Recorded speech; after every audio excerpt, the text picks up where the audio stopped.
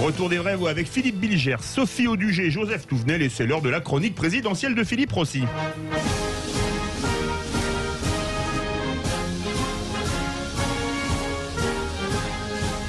Actualité, indiscrétion, scoop, tout savoir sur la présidentielle 2022.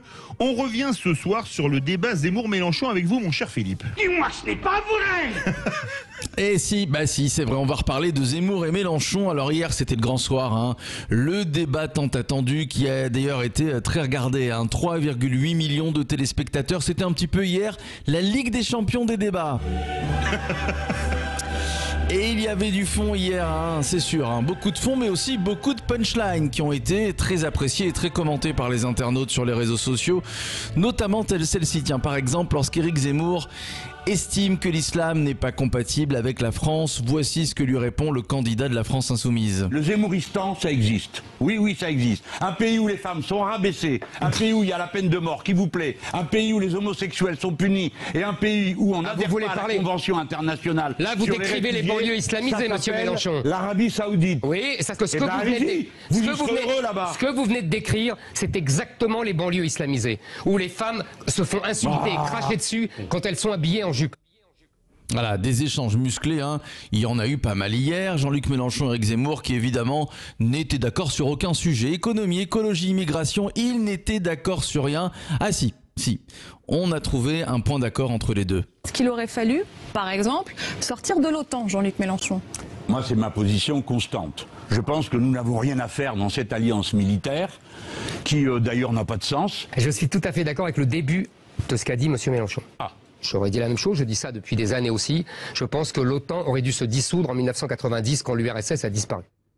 Voilà, le point d'accord entre Éric Zemmour et Jean-Luc Mélenchon, 2 heures de débat et la question que tout le monde se pose depuis ce matin, qui l'a emporté ? Qui a remporté le match ? Tiens, Philippe Bilger, je sais pas si vous avez regardé, j'imagine que oui. Mais bien sûr, Philippe, je l'ai regardé et je dirais que Jean-Luc Mélenchon a eu raison de débattre avec Éric Zemmour et qu'il n'a pas du tout été ridiculisé et qu'Éric Zemmour m'a semblé légèrement inférieur à sa réputation, selon moi.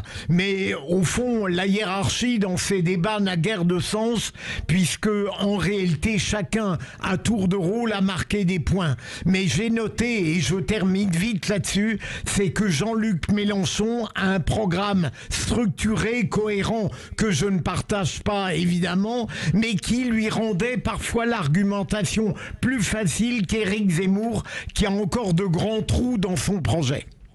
Voilà, alors il se murmure qu'Éric Zemmour serait tenté, hein, je le dis au conditionnel, par la primaire de la droite. L'équipe du probable futur candidat travaillerait même en coulisses et travaillerait dur pour tenter d'inscrire leur champion à cette éventuelle primaire, si elle a lieu évidemment. Je vous donne la parole, Philippe Bilger, et puis après je la donnerai à Sophie Audugé et Joseph Touvenel. Est-ce que c'est un bon calcul pour Zemmour, passer par la primaire de la droite ?